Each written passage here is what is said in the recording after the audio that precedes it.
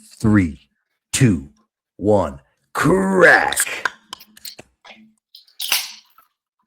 Oh, that's me. Ladies and gentlemen, welcome to another episode of A Beer and Review. So pour it high and let it gleam. This is the podcast, Sip and Dream. Stay for the fun, we've got more to do. Oh yeah, it's A Beer and Review.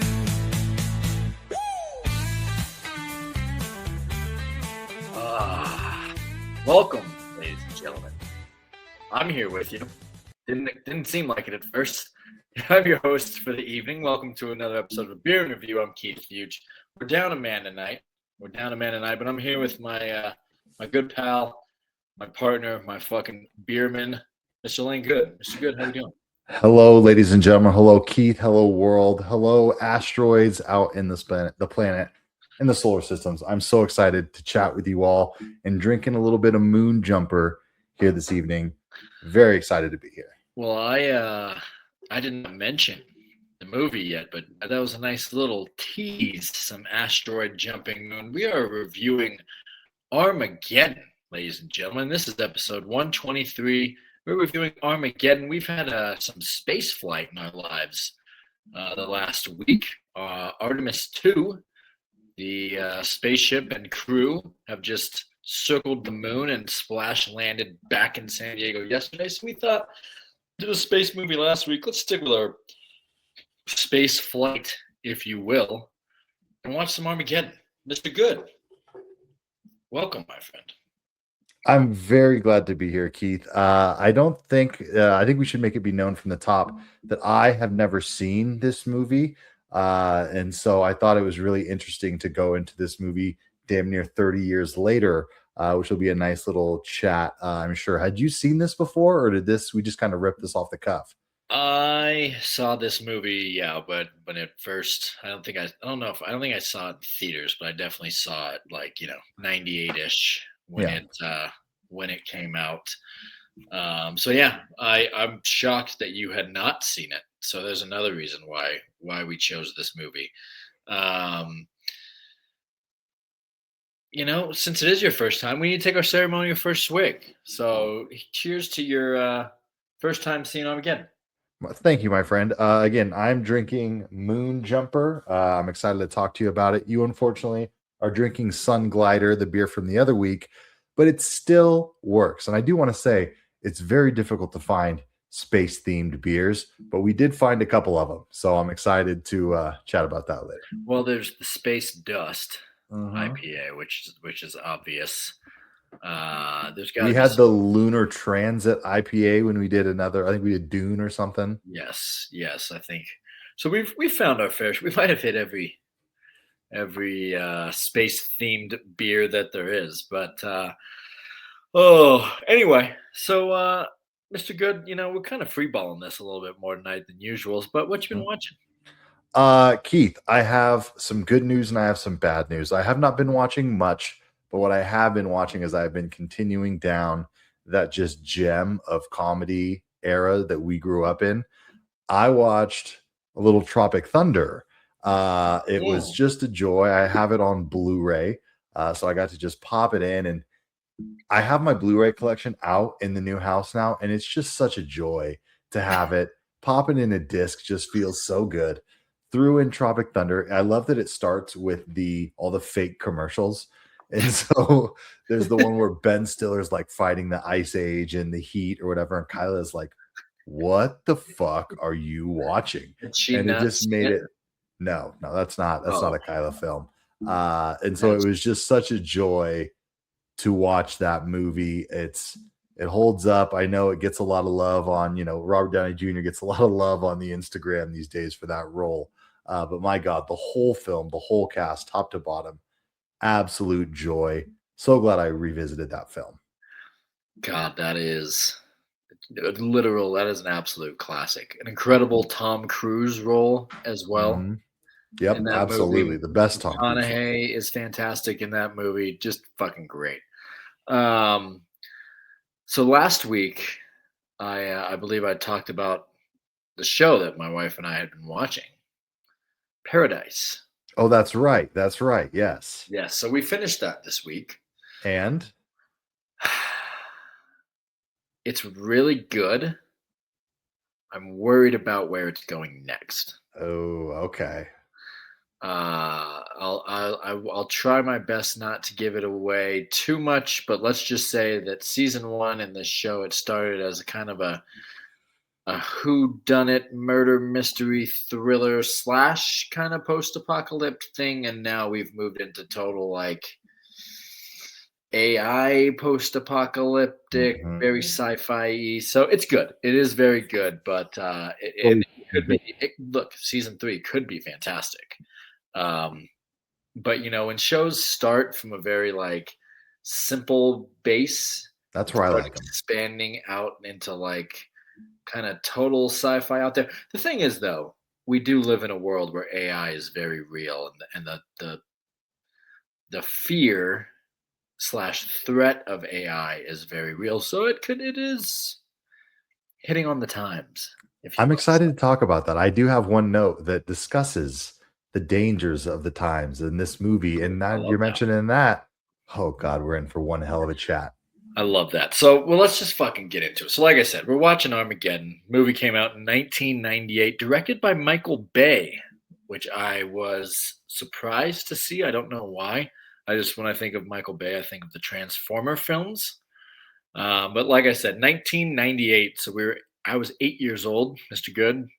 Were you even 8 years old yet? You were I was throwing 7 up years old sevens. Yep. when this came out, starring Bruce Willis, Billy Bob Thornton, who I forgot was in this movie, Ben Affleck, Liv Tyler, who we will discuss, Will Patton, another great actor in this movie, Steve Buscemi, Owen Wilson. Surprised to see a little Owen Wilson in I there. was surprised as well. I had totally forgotten that he was in this movie. And Michael Clark Duncan, Yeah. fantastic in this movie. So just a fucking star-studded cast. And we like to start with first things first on this podcast. And the first thing that is first is Layne loves first scenes. Mr. Good, what'd you think of the first scene? And what It do was. you consider the first scene as well? That's the thing. Yeah. So I think we should start with the warm up because I had mentioned Tropic Thunder in the Bruce Willis scene where they talk about all the apocalypse movies and there's this deep voice over the top, and it was really funny when they're describing the planets with the dinosaurs, and a 6-mile wide asteroid came and blew up the whole earth and left a dust storm that lasted 1,000 years, and then it goes into Eddie Griffin walking his dog and like getting into a fight. And then like these guys are in a space mission and it's like super tense. Like, okay, it's chief, you need to calm down. Things are hectic up there. Make sure you're keeping it cool. And then all of a sudden, just comets and just a rain of particles and debris just start littering these people and this ship and everything. And it's like, did we not see that coming? Do we not have the technology? It was just a roller coaster ride. One of the debris comes and lands on Earth right next to Eddie Griffin, and he's just like totally fine. And it was just wild and wacky. And I think that it did a decent job of setting the tone for the movie because it does have some, holy shit, end of days. It does have some comedy. It wasn't the best opening I've ever seen, but it was okay. It was a 6, but I bet if I watched it back then, 10 out of 10. I mean, it was hype. It got the people going, but it's pretty cheesy in 2026. Oh, incredibly cheesy in 2026. The 90s, the 6-mile wide meteor, the size of Earth. Texas. Yeah, like that over narration at the beginning is very 90s. I love that you brought up Eddie Griffin because he is one of the forgotten comedians from our time.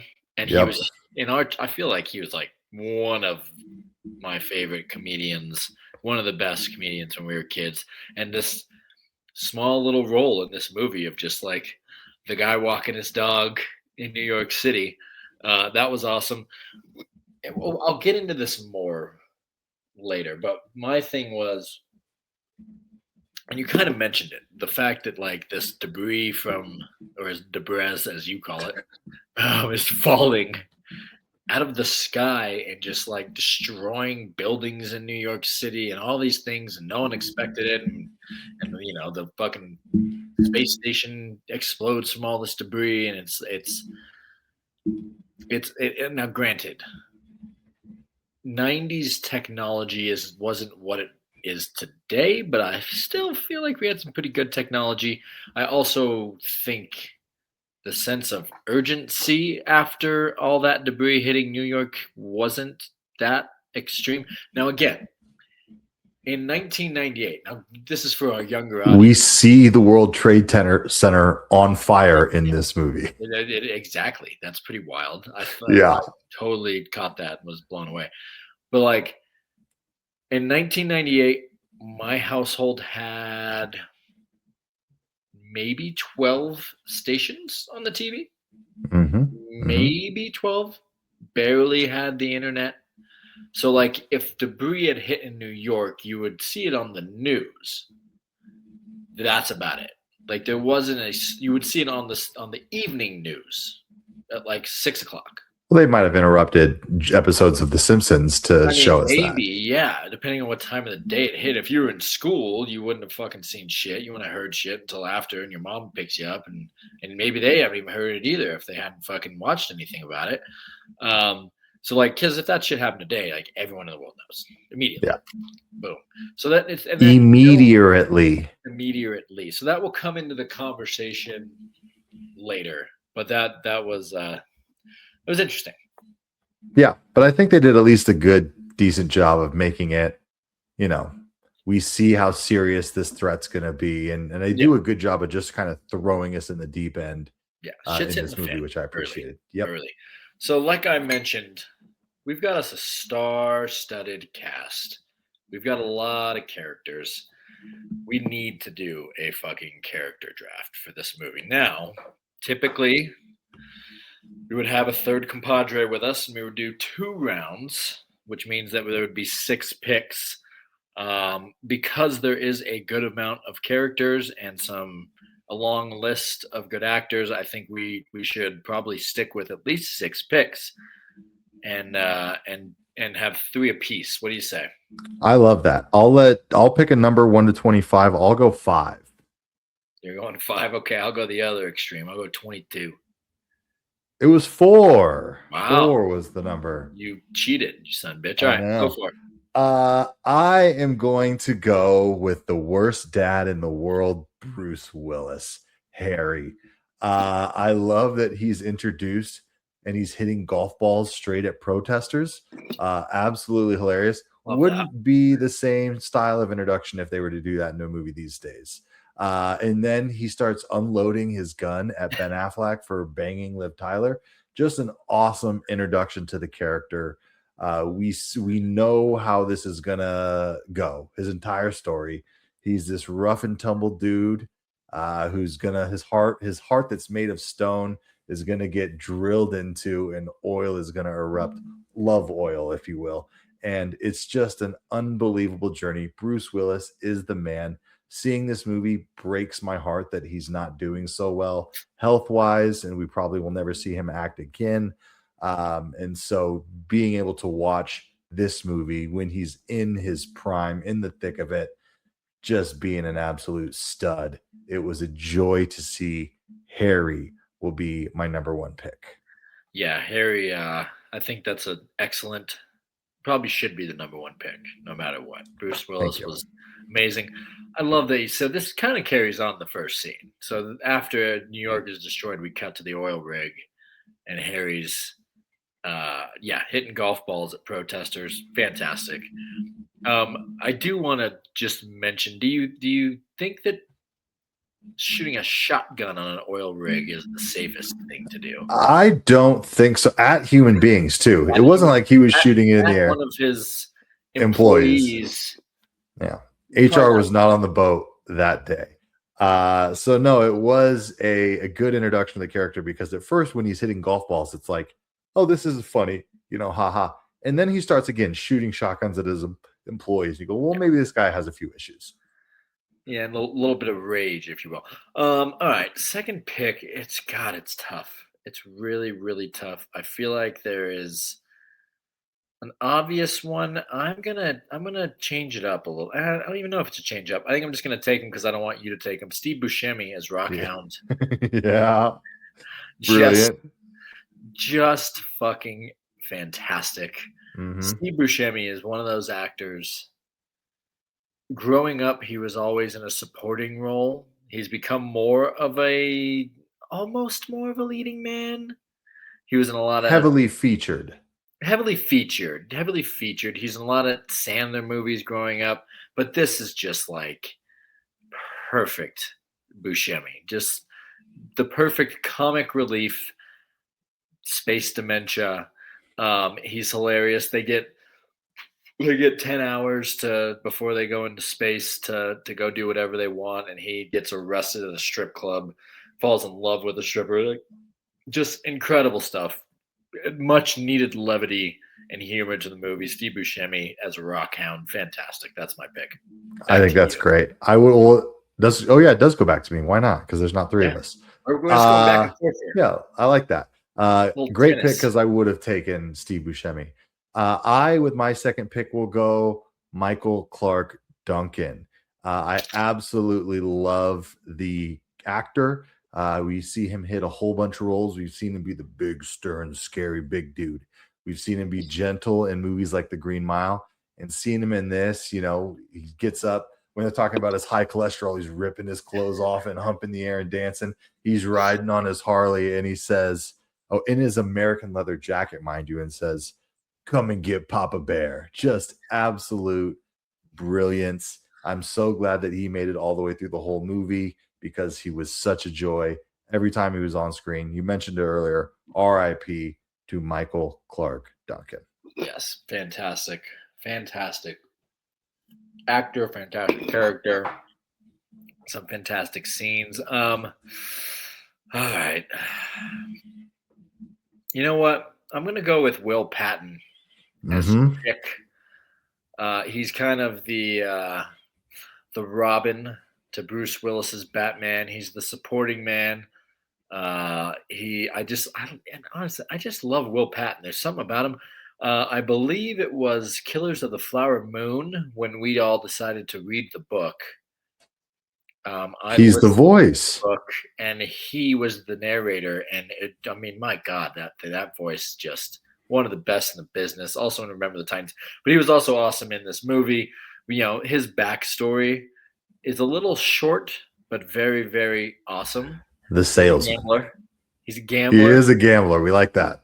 Big time gambler. Loves him some craps. But he also has an estranged wife and a son who he goes to meet in those 10 hours before they take off from space, and then tells his I don't even know if it's a wife, just ex, that I'm about to do something you're going to be proud of. You're going to be proud of me. You're going to be proud of me.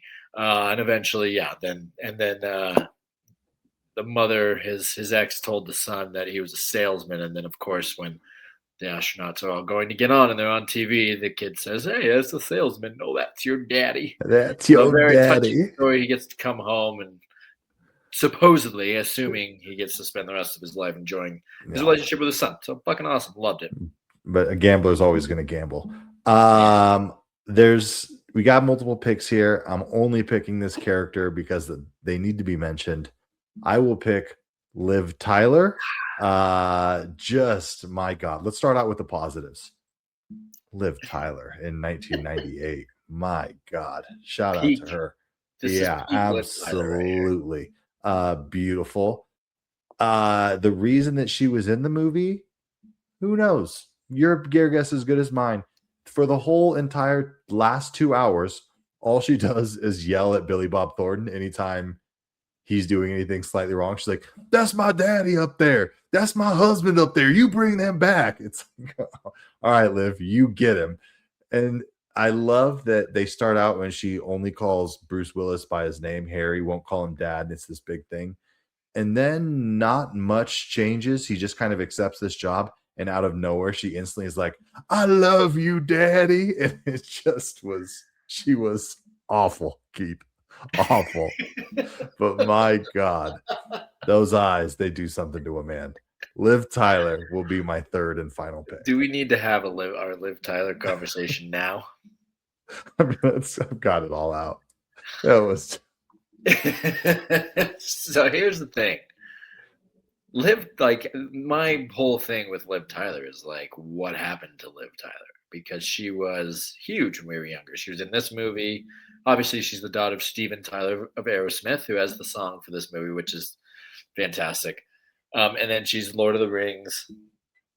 She was in The Strangers. She was in The Strangers. That's true. Another good call. Mm-hmm. Strangers. But yeah, since Strangers, like not much else. I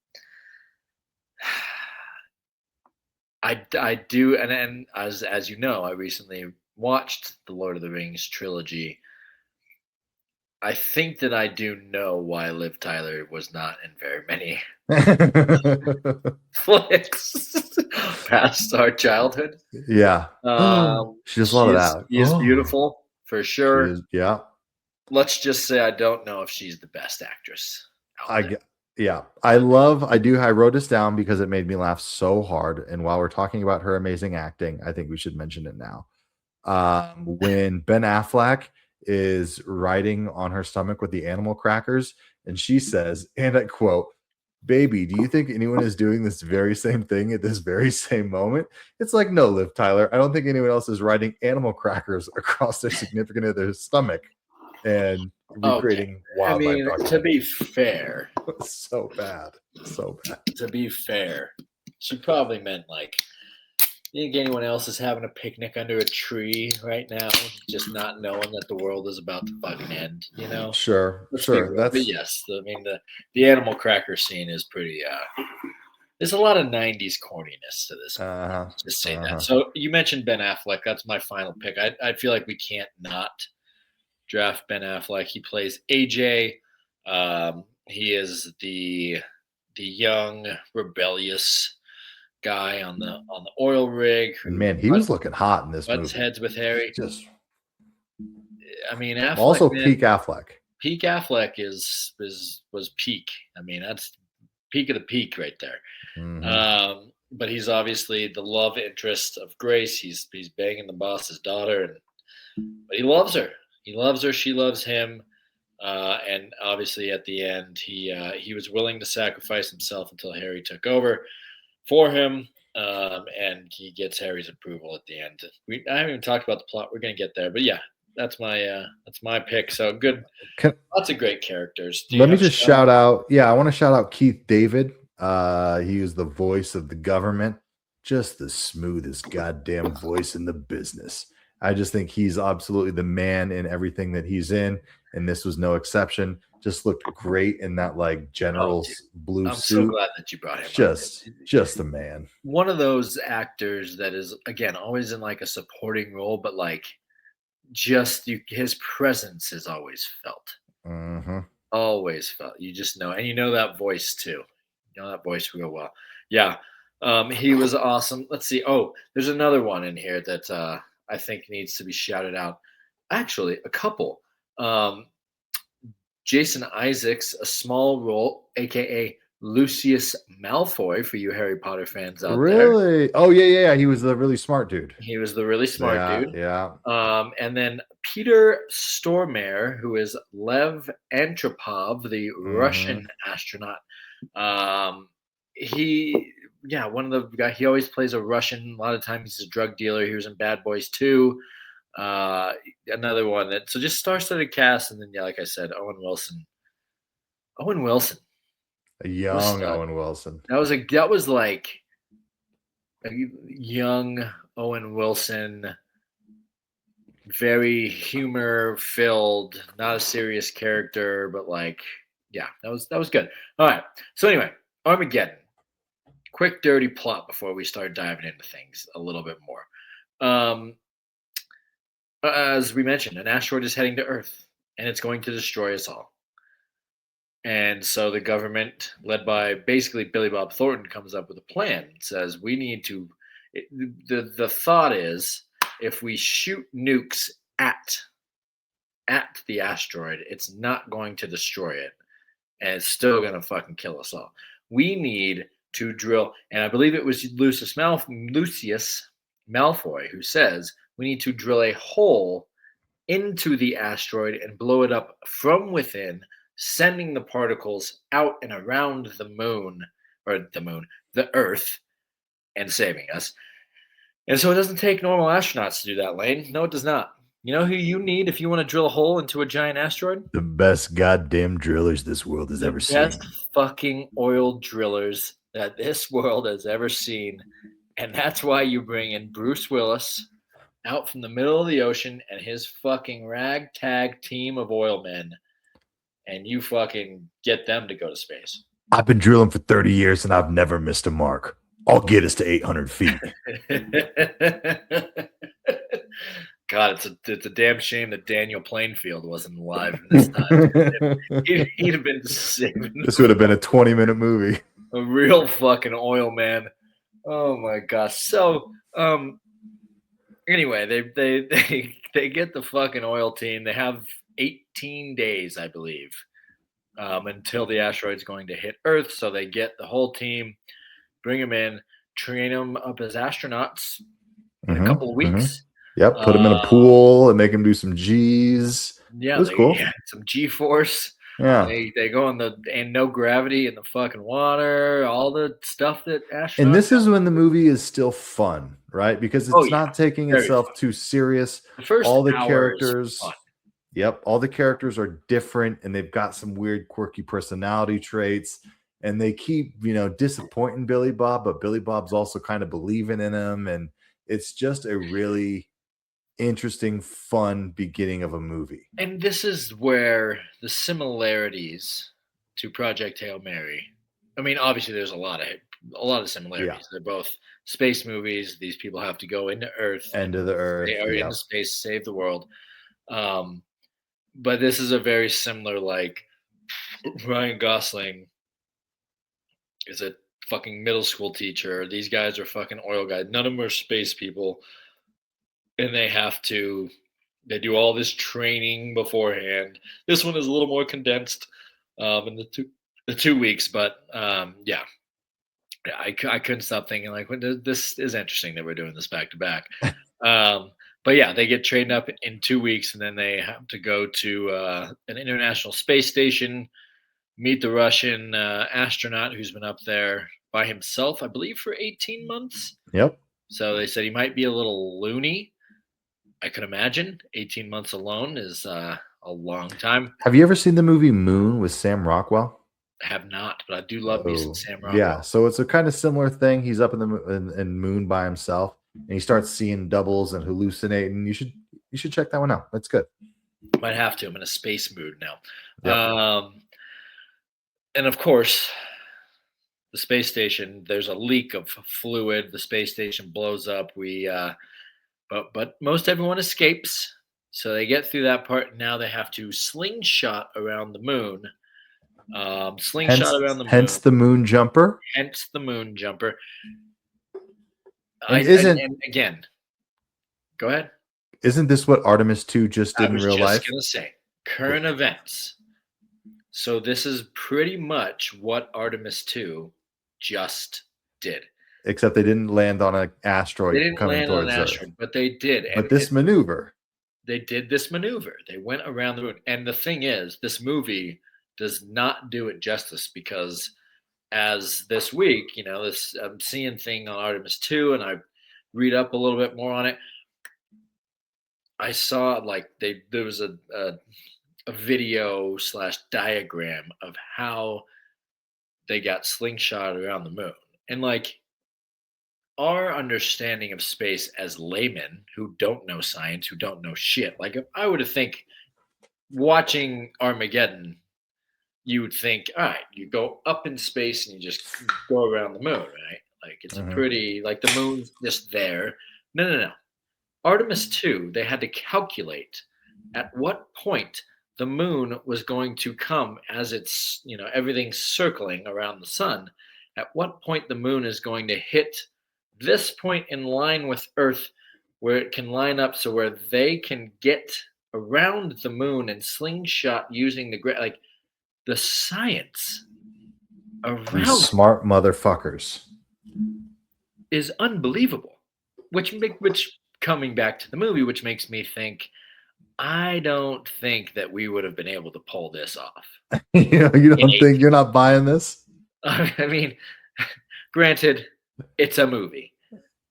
But like the science and the thought and the calculations that went into like actually sending people around the moon like we just did. I mean, there's no way you can pull that off in 3 weeks. But anyway. So hold on. I just read a IMDb trivia thing as I was doing a little research earlier today. And it said that for NASA managers, at least, when I read this trivia, they used to make them watch Armageddon as part of their training. How about that? It's not for the reasons that you may think. It's to try and count how many errors are in the movie. That sounds about right. They have up to 168. So even though we did just slingshot around the moon, let's not call this an accurate space movie. Yeah, that's not accurate. So anyway, back to the non-accurate movie. They slingshot around the moon and then land on an asteroid. Now, Grant, we haven't mentioned there's 2 different ships here. Mm-hmm. There's 2 different ships. What is it? The Freedom Why? Independence? Yeah, why are there 2 different ships? That's a great question. Thank you. It's a great question. Possibly because they couldn't fit all on one. My understanding is maybe each ship had different jobs. Yeah, that's what I think it was, but shit just hit the fan almost instantly. It was basically just like whoever gets there, just drill. Yeah. Good luck. So they get to the asteroid, and of course, one of the ships, I don't even remember how it happened, gets hit by debris, goes down. The other one overshoots the spot that they were supposed to by a good few miles, but luckily, somehow Ben Affleck, our Russian, and Big Bear, Michael Clark Duncan, they survive. Of course. So then Bruce Willis and his crew, they're past where they're supposed to be, but it's like, fuck it, at this point, we just gotta drill. So they're drilling. They have a lot of issues. And then the president wants to just launch a nuke and say, fuck this, we're just gonna blow it up. Or they have the nuke, we're just gonna blow all of them up.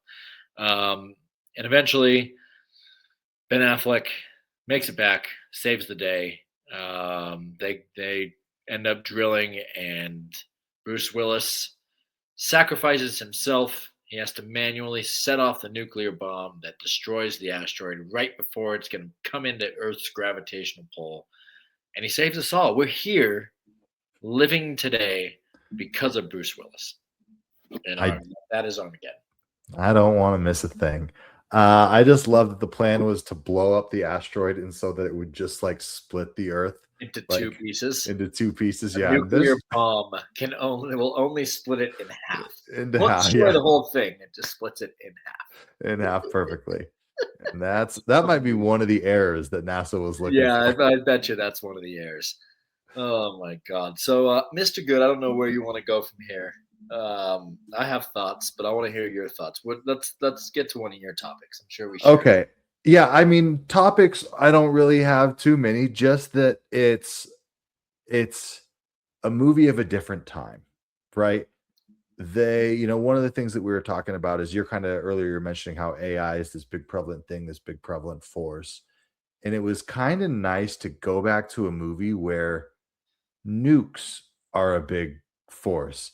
And they're like, have a timer is counting down. He has to, is it the red wire or the blue wire? He's like, cut the blue wire. And it's like, hey, this is nice, dude. Like, it's just a movie of a different time. It's entertaining. There's not a lot of, it's not deep. We were talking with one of my buddies yesterday, and he was like talking about Happy Gilmore 2. And he's like, I tried to just have it on in the background. And even in the background, it was miserable. And this was a miserable movie, but having it on in the background, it's at least fun. This is a fun movie, and I just hate that we don't make Armageddon a fun movie? Yes, Owen Wilson was fun. There's a lot of back and forth. There's a lot of this is an entertaining to get a big old bucket of popcorn, get some good quips in. There was a nice little stripper scene, we got some girls dancing around. The world's gonna explode. It just is if you were to make a 90s action checklist, this hits all of them. And it's I fun think to go back and watch a movie like that. I think that's the best point. Is this is such a fucking 90s movie. It's a disaster film. It's the end of the world. But that doesn't mean that we can't throw some fucking comedy into it. No, We're goddamn not right. taking ourselves too seriously here. Yeah, we're throwing drillers onto the asteroid. Like, let's have some fun. But still, even with you have the comedy, you have the quips, but it still comes around to the very serious moment, and of course, the main character sacrificing himself and the love triangle. Like it hits, like you said, all of the fucking 90s corny shit.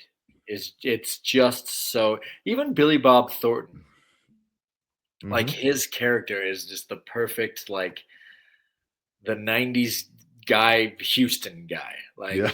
so many movies I feel like growing up has that fucking guy in it. And Billy Bob Thornton is the perfect guy to play that guy. Absolutely. He had like the headset on to Oh, a yeah. T. I like that. I mean, this movie, okay, we're talking to up this movie. It did need to be 2 hours and 25 minutes long. But we even get like Billy Bob has like a part robotic leg or something. He's got something wrong with his kicker. It's like, boy, if I could be up there in space with you boys, I totally would. Like, it gave him enough. Pretty good Billy Bob. Thank you. We were just rooting for him the whole way. All these characters, even though some of the stuff they're doing is laughably bad, Liv Tyler, it's still something fun to just throw on and root for Team Humanity. And it makes you feel good afterwards. A lot of people standing in front of the American flag, just looking suave, just, beautiful. So it is funny actually though. I turned this on last night. My wife and I had put our kids to bed and we were on the couch. And I can't remember what we watched. We were finished watching something, and then I turned this on, and my wife, she goes, "What are you doing to me? Why are you putting on Armageddon? This is the most depressing movie ever. Do you want me to cry? You know I hate these depressing movies." So I had to watch it tonight. I had to watch it a little bit after she went to bed. But it is funny that you keep calling this a fun movie, and she thinks of it as the most depressing thing ever because of Bruce Willis sacrificing himself and dying. But again, another 90s thing that it hits, and goes back to the first scenes thing. So they're saving the world, yes. But like the fact that a bunch of fucking meteors, smaller meteors, basically destroyed New York City at the very beginning of the movie. Saddam Hussein is bombing us. Exactly. I did love that line. Saddam Hussein is bombing us. Oh my God. I mean, it's funny until you think about the fact that 3 years after this, 9/11 happened. Obviously, don't want to joke about that. But like meteors hitting New York City would set, even in 1998, where you only have 12 fucking TV stations, you only get your news from the fucking news, not fucking social media. Like the world would be on fucking edge, and it hit other cities too, according to the movie. So the fact that like there's just everything is so top secret that there's a bigger asteroid coming, it's like I don't know if you can really keep that a secret at this point. Like No. like and then again, as it's getting closer, another part of the fucking asteroid, another meteor hits Paris, I think it is, and basically just like destroys Paris. And I think that's when they finally like they'd already announced that they're out there. But I'm like, I don't think that people need to keep this a secret. Like obviously things are Why? falling from space and destroying cities. Yeah. Well, I mean, Billy Bob did mention, mass panic, religious hysteria, all kinds of He did. stuff. But like at that point, I think that's already happening. A bunch of Yeah, meteors just hit the biggest city in the world. hold under I butts, and think everyone everyone's looks up, and kind you of can see already it. thinking, like, what the Yeah. fuck is happening? So, Uh, Keith, here's my question to you: meteors coming to Earth, crashing down, final minutes. What are you thinking? Are you gonna go try and see it? Are you gonna get into a good viewpoint? You're just gonna be curled up in bed. What are you thinking?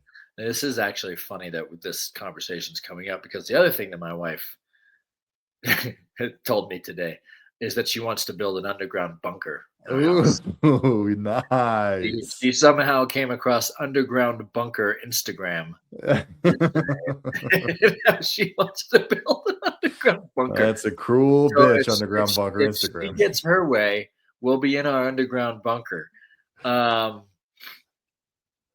yeah, I mean, yeah, it's if I knew that we were gonna die and there's Mhm, just no way around it, and I didn't have mhm. my underground bunker, at this point of my life, it's probably yeah, dude, we're just fucking cozied up Hanging with out at home. hanging out at home with kids. Yeah. Maybe we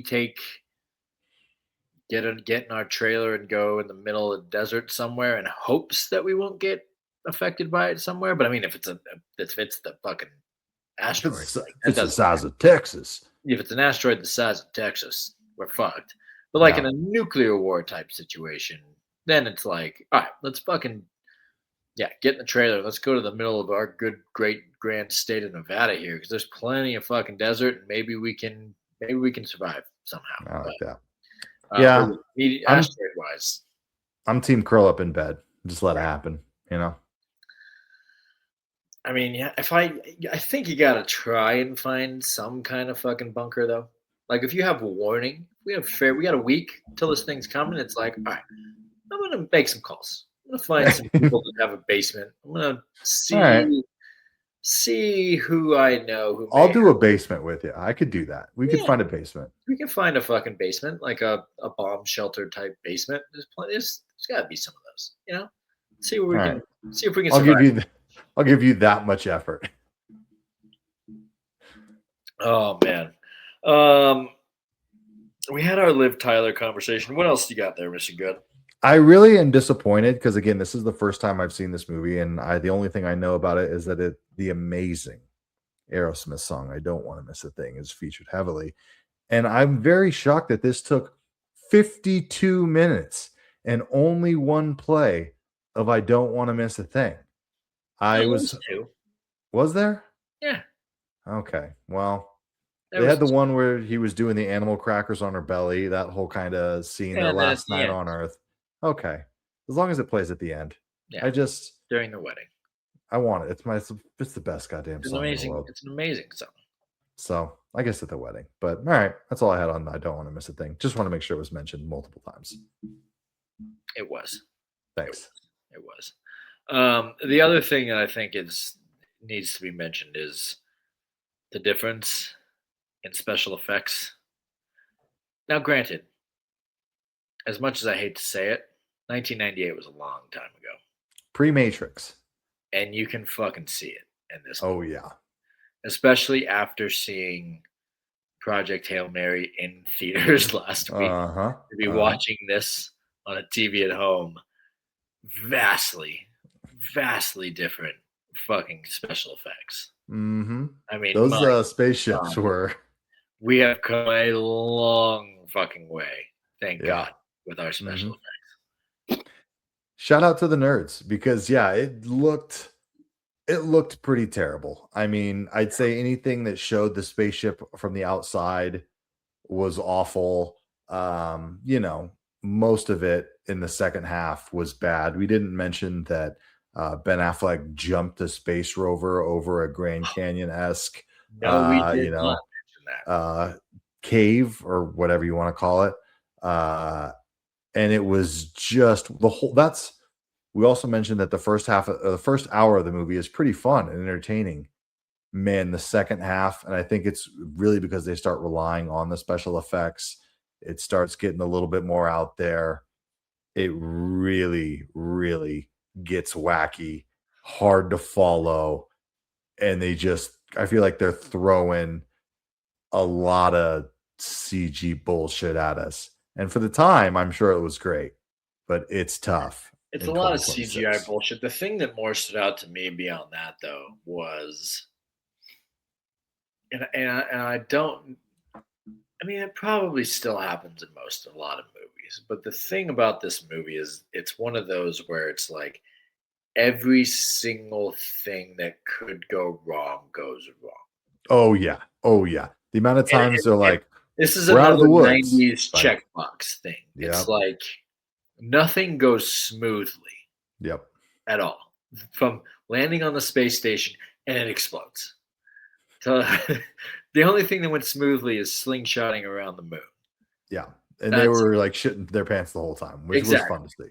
And the funny juxtaposition of this whole thing is that nothing goes according to plan, but then somehow at the end it works out that the other crew that survived from the space, 3 of the people who survived from the spacecraft that landed, somehow travel 26 miles on a fucking asteroid and jump a fucking ravine to find the other ones and save the day. It's just, I think we have come a long way in the storytelling of movies where we don't have to have stories like this or movies like this. It's not every single thing that can go wrong goes wrong. I think it makes those movies better because of that. And it makes twists at the end or when things actually go wrong much more impactful than when it's just like, oh, everything went wrong again. But somehow it works out. Yep. Yeah. Oh, Ben Affleck's going to hit a gas pocket or whatever, but he's going to fight through it. And you got to trust me, Harry. And then he he powers through it. Which of course goes back to the scene in the water where where they don't trust him and he's, So it's, again, if you're going to watch this movie, you just have to remember it's made in fucking 1998 and it's going to be corny at times. Yeah. There's a lot of things that are very different. God damn. Well, you got anything, I think Mr. let me see here. I think I did kind of mention it. The immediate flip. I don't think Bruce Willis did anything to change his character in Liv Tyler's eyes. Just the fact that she was instantly like, I love you so much. This is it's very, come on now. It's different if you're like on your everyday relationship with your parents or with your family member. And now they're going on a mission where they're going into space and might die. It's going to make you realize, okay, yes, I do love you, Dad. Like, I'll give you that. That's okay. You're picking nits now. I'll pick nits. Okay. Yeah. Then I'll give this movie some props. Maybe not props, just another sign of the times. I loved seeing a red phone that rings that it goes directly to the president. Just so good. Bring that back.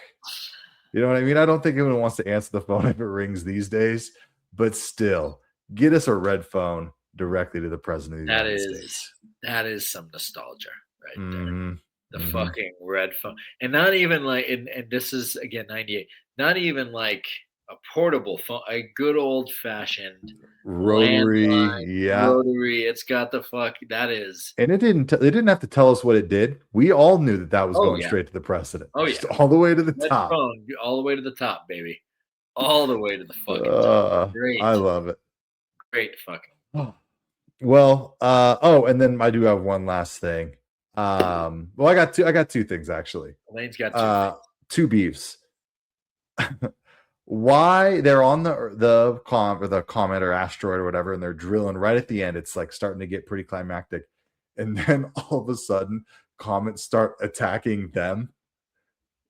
It's like, why is this happening? It's like, because it's mad at us, and they know that we're gonna blow it up.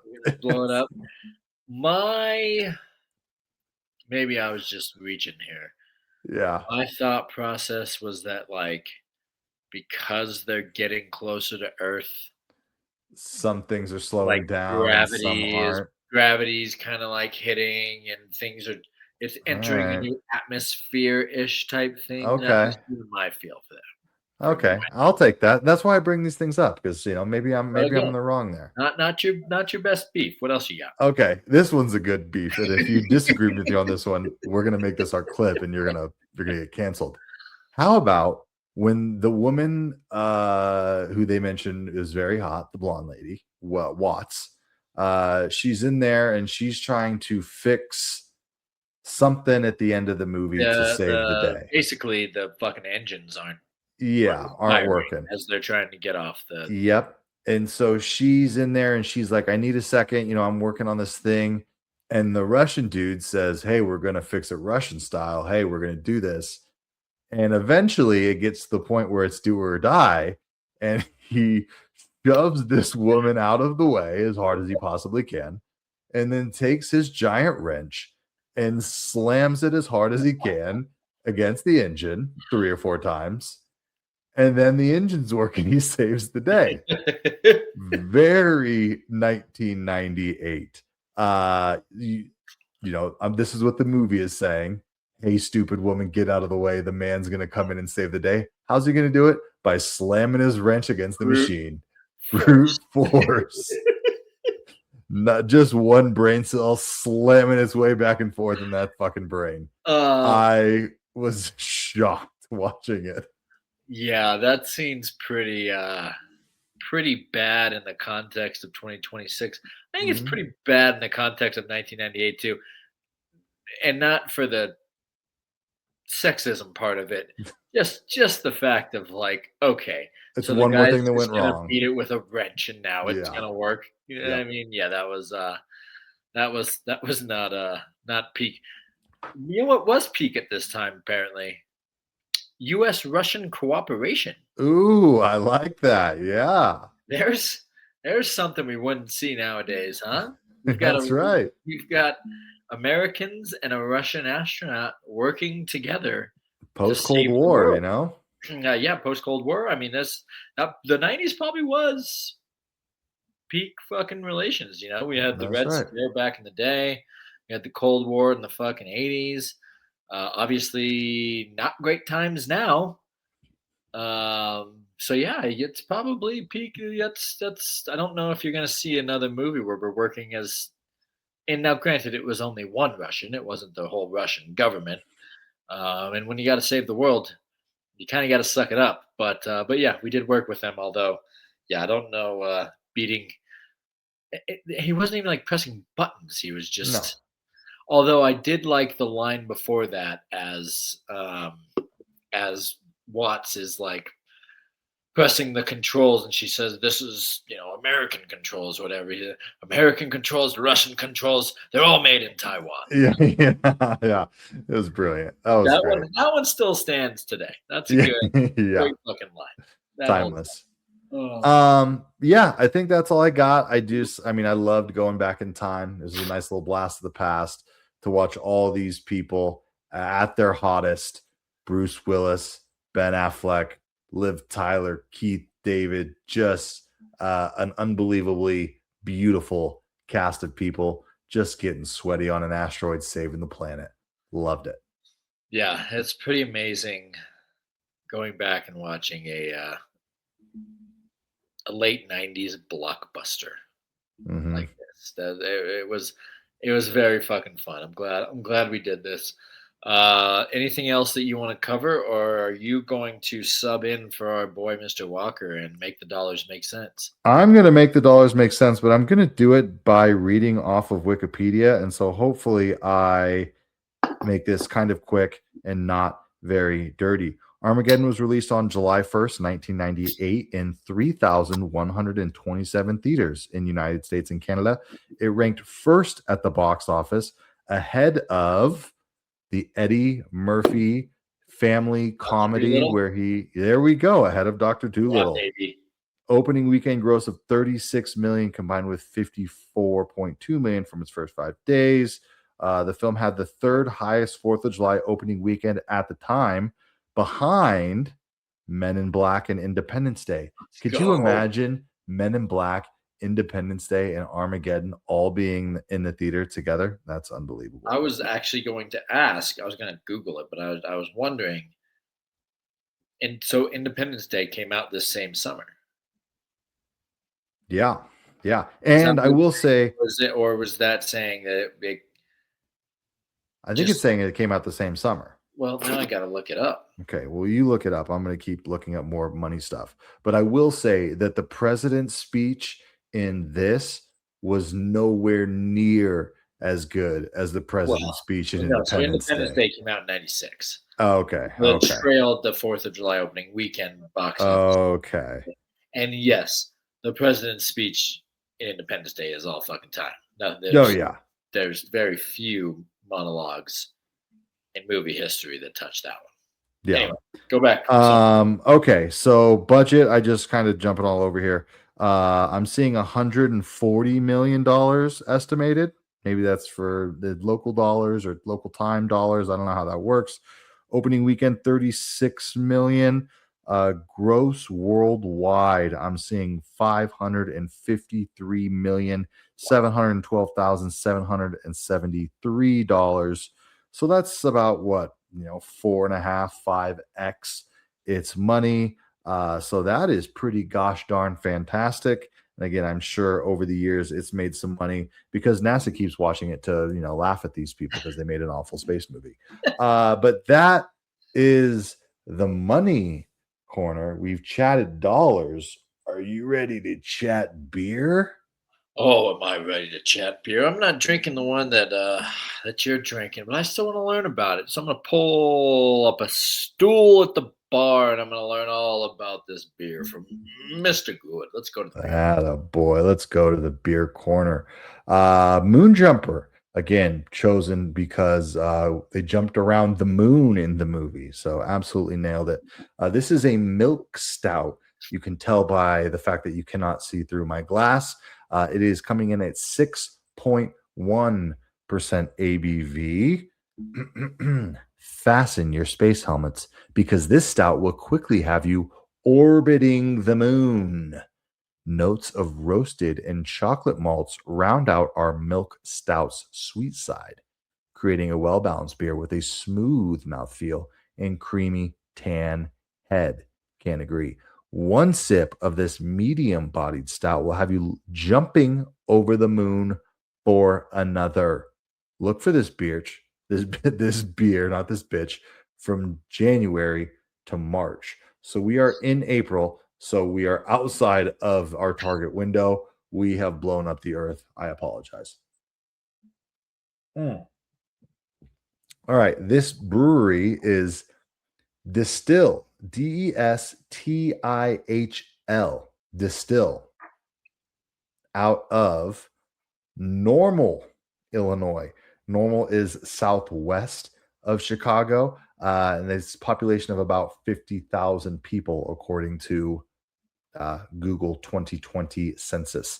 They've got a cool little beer hall here. I don't have the best picture, but it looks like it's got a lot of taps, a lot of seats, a lot of places to sip and drink beer. Here is the company history. Started in 2007. It's pretty funny. They don't have this part of their website put together very well. And it's like, hey, are you having a big sale or on-site celebrity or other event? Be sure to announce it so everyone knows to get excited about it. It's not really a full website, which is kind of funny. But I will say that you can trace the roots of Distill back to the first 5-gallon batch of beer made by founder and CEO Matt Potts and a glass homebrewing kit given to him by his wife Lynn for Christmas in 1995. After many years of practicing law and brewing professionally in Elmwood, Illinois, Matt and Lynn decided a new venture was worth pursuing. The first restaurant and brew works opened in Normal, Illinois on November 23rd, 2007, 9 years after our movie Armageddon came out. Following much success with the beer, they won several major awards. They got some national attention. Then they started to grow their operations. In 2013, they commenced in the GE warehouses in Bloomington. The first batch was in May 31st of 2013. Since its formation, Numerous craft beer industry insiders, organizations, and competitors have recognized and honored the production brewery. By the end of 2015, there was more demand than they could produce at the warehouse. So in 2016, they began brewing their own massive 47,000 square foot, $15 million brewing complex in Normal on about 6 acres of land. And they stopped brewing at the GE facility in March of 2017. And the new brewery was commissioned by April 2017, and it opened May 27, 2017. So they've got a few locations in Normal, Illinois, lots of different fun beers. I saw a pickle beer that they had. I see an Oktoberfest, but just a lot. All right, here, a key lime pie goes, a blueberry crumble, a Lindbrook raspberry sour, the spicy pickle beer, the dill pickle sour, just a lot of interesting styles of beer. And then, of course, they have all their IPAs and stuff. But I hope that this is not the last time that we drink for this brewery, because I would love to do a dill pickle sour or a spicy dill pickle beer, because we need to start getting a little strange with our beers here, Keith. But that, I think we do. But that is the beer corner for this week. Distill beer is the shit. And that's all I got for us. Interesting. Yeah. Normal, Illinois. Just normal. Normal as can be.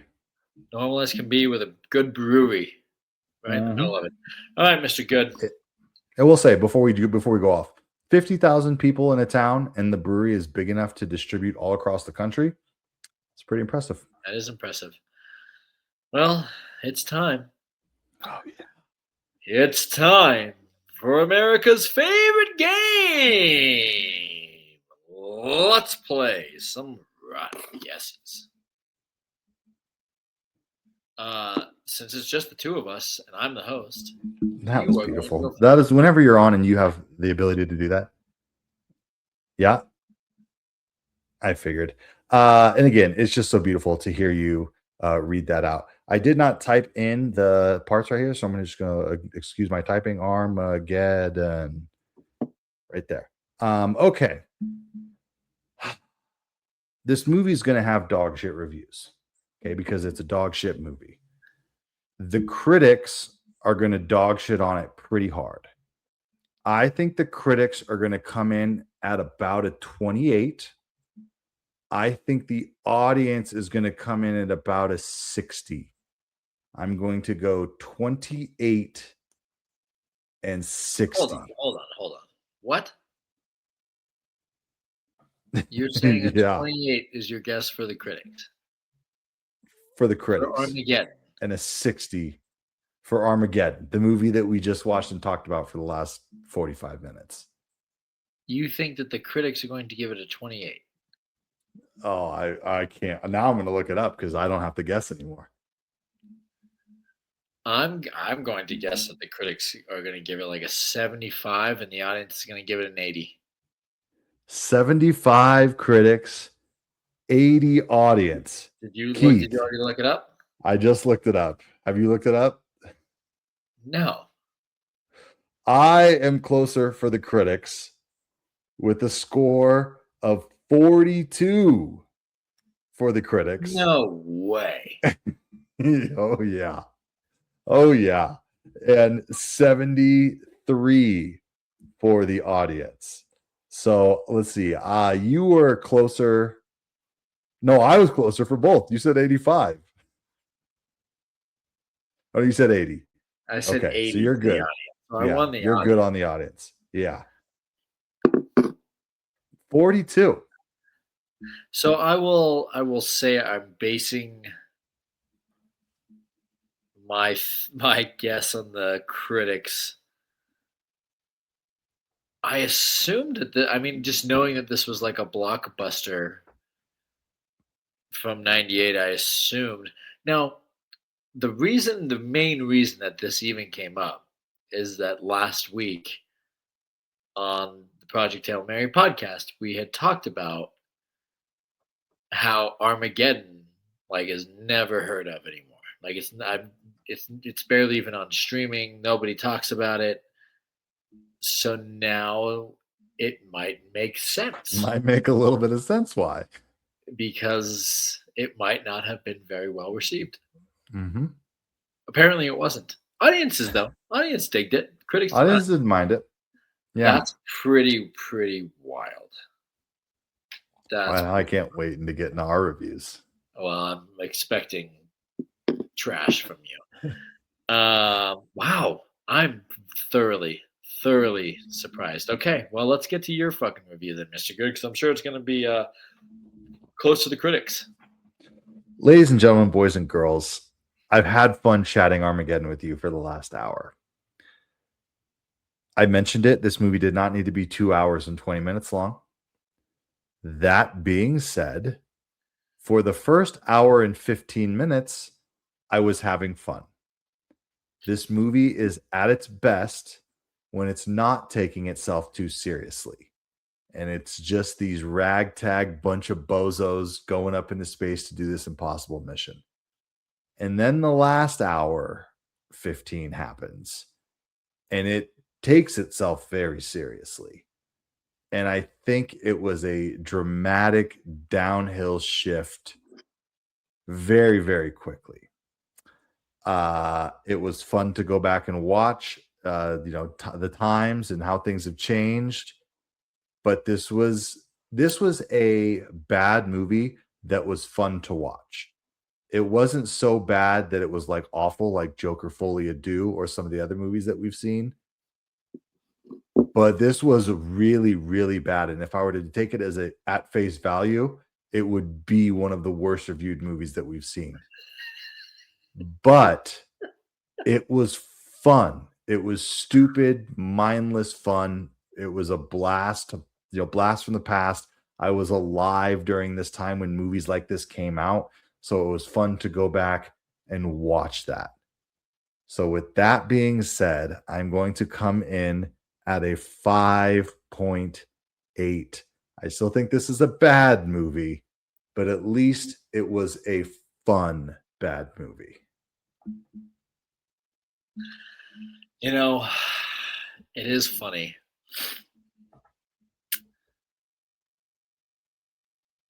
Because I knew what the movie was, and because I knew how old it was, because I knew what to expect from a 90s movie, I almost putting yourself in that mind frame takes away from judging the movie on its own merits. And after seeing that score, I can understand, because as I was watching the movie and a lot of the things that happened, it just, in my mind, it's just like, this is just the 90s. It's just the 90s, man. This is what all those movies were. But then, at a certain point when we were talking, I was thinking back as we were talking about the 90s tropes and all that, and like, I thought about the Titanic, which was an amazing movie. Came out around this time, and I watched the Titanic for the first time 4 or 5 years ago. My wife made me watch it because she could not believe that I hadn't seen the Titanic.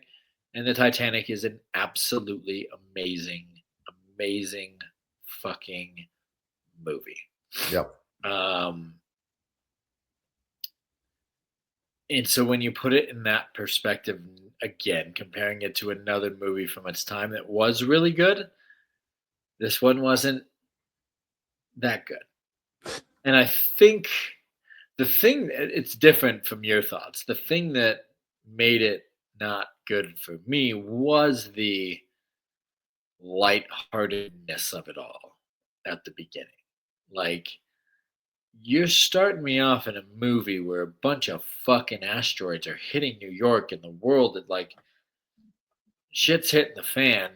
And now we're getting into just, we're going to fuck around for 45 minutes. Fun, lighthearted little movie, and no one's going to act like the world's fucking going to end, I think, and that's the 90s trope of it. So I understand where you're coming from. I am still surprised. I don't remember, and maybe it's just something I didn't pay attention to enough of, or I just had always thought that this was a well-received movie. Obviously, I was mistaken. My own personal, I'll give it like a 6.8. I was still pretty entertained. The cast is phenomenal. Yep. I think that deserves some love. And yeah, I mean, you got to take it for what it is. But yeah, 42 for the critics. I'm still just blown. I can't even wrap my head around that. Yeah, pretty low.